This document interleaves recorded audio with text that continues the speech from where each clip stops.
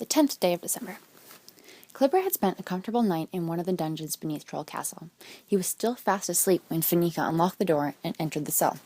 "Well, little niece, I hope you slept badly," she said, shaking Clipper. "The bed isn't very big," Clipper answered, rubbing the sleep from his eyes. My, don't we like to complain," Fanica said. "This dungeon is big enough for a little niece. In fact, it's big enough to hold an entire niece family," she added, laughing. "You'll never catch Mom and Papa. They're too smart for you." Fanica patted Clipper on the top of her head with her furry paws. "Oh, you're a feisty one, aren't you?" Clipper stuck out his tongue at Fanica. "Now listen very carefully," Fanica said. "Your parents have something I want very much. What do you suppose that is?" "The niece handbook," Clipper said. "Not only are you feisty, you're also clever," she said, smiling. "Yes, the niece handbook. I want it very much, and I have something your parents will no doubt want to trade for it. Their darling little niece." "You don't scare me. As long as Mom and Papa have the niece handbook locked away in the cupboard of the niece palace, you won't harm me," Clipper said. "I wouldn't harm a darling little niece. Not I. But if I don't get the niece handbook, my brother, Archibald, may hurt you," Fanica growled. Clipper burst out laughing. Archibald wouldn't hurt a flea. He and Pendulum are good friends. "Pendulum? What's a pendulum?" Fanica said, although she knew very well who Pendulum was. "Archibald told me that Pendulum is in a cell down the hall," Clipper said. "Did he?" Fanica hissed. "And I bet you would like to see him, wouldn't you?" "Oh, yes, very much." "If you give me those nice shiny goggles, I may take you to see him," Fanica said. Clipper gave Fanica the goggles he had worn while they were on the back of the colt. Fanica would add them to her collection of shiny objects. "Now take me to see my uncle," Clipper said. "All in good time, my little darling, all in good time." Fanica left the cell, locking the door behind her. Clipper sat on the floor. There was nothing to do but wait. He started to gather the straw from the cell. He would make some straw animals while he was waiting. On the other side of the kingdom, Miranda had awakened early. She wanted to visit the Christmas tree room again before she started her day's work on the Christmas palace. She hurried along the hallway and threw open the large oak doors when she stepped into the room. She couldn't believe her eyes. The room was empty, except for one Christmas tree, which stood alone in the center of the room. "Where'd they go?" she cried. Miranda passed by the window and spotted the prince in the courtyard below. He was making a snowman. She threw open the window and called to the prince. "Your Highness, come quickly. Someone has stolen all the Christmas trees." The prince looked up at the window and smiled. "No one stole the Christmas trees, Miranda," he called back. "But there's only one left. 2 days ago, there were dozens in this room." "The one that's left is the one you said was more beautiful than all the others," the prince shouted, sticking pieces of coal into the face of the snowman. "But what happened to all the other beautiful trees?" Miranda said. "I had them cut up for firewood." "But why?" "Because they weren't good enough. I need only one Christmas tree. I asked you to pick the best tree of the lot. The one you chose is standing in the center of the room. I had all the other trees removed." "But, Your Highness, it's such a waste. Each one of those trees was beautiful in its own way." The prince laughed. "What's done is done." He returned to his snowman. Miranda was furious. The prince had to be taught a lesson. She leaned out the window again. "You made a mistake, Your Highness," she shouted.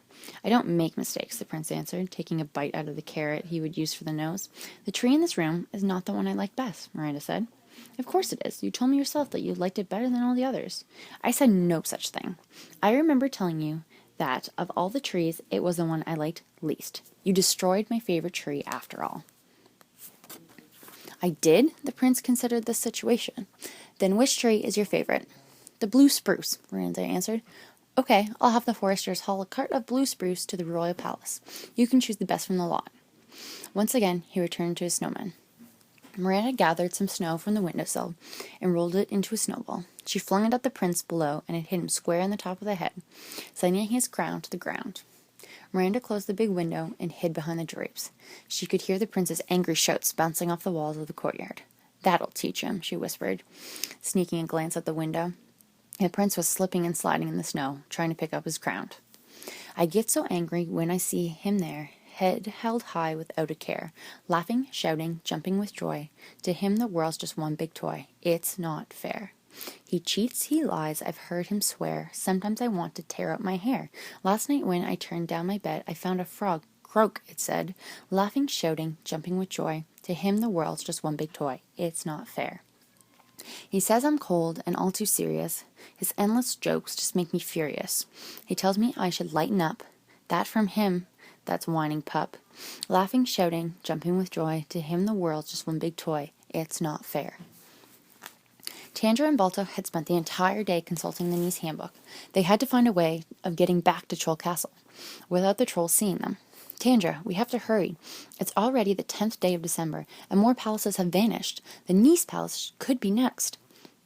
I'm reading as fast as I can, Tandra said, not taking her eyes from the pages of the Nice handbook. I think I found something, Balto. It says here that the trolls of the glen use magic powders to do their mischief. They have itching powder, sneezing powder, sleeping powder, and a special powder that lets them disguise themselves. She thought about all this for a moment and then said, the troll must have tricked Pendulum by disguising herself to look like one of us. Then I bet she walked right up to him. Does it say anything else? Does it explain how we can stay invisible long enough to search for Clipper and Pendulum? The trolls must not see us this time. Yes, it says that we can remain invisible while we're away from the protection of the Nice Palace. All that we have to do is remove an empty page from the Nice handbook, write our names on it, and eat it. That's the answer, Balto. You mean if we each eat a page from the Nice handbook, we'll travel to the Troll Castle and rescue Clipper and Pendulum? Yes. There's only one problem, Tandra. If we travel on the back of the white mare, the trolls will set a trap like before. The pages we eat will only make us invisible, not the white mare. It won't work. We'll have to find another way of getting back to the castle. We've solved half the problem, Balto. If we sleep on it, I'm sure we'll solve the other half with a good night's sleep.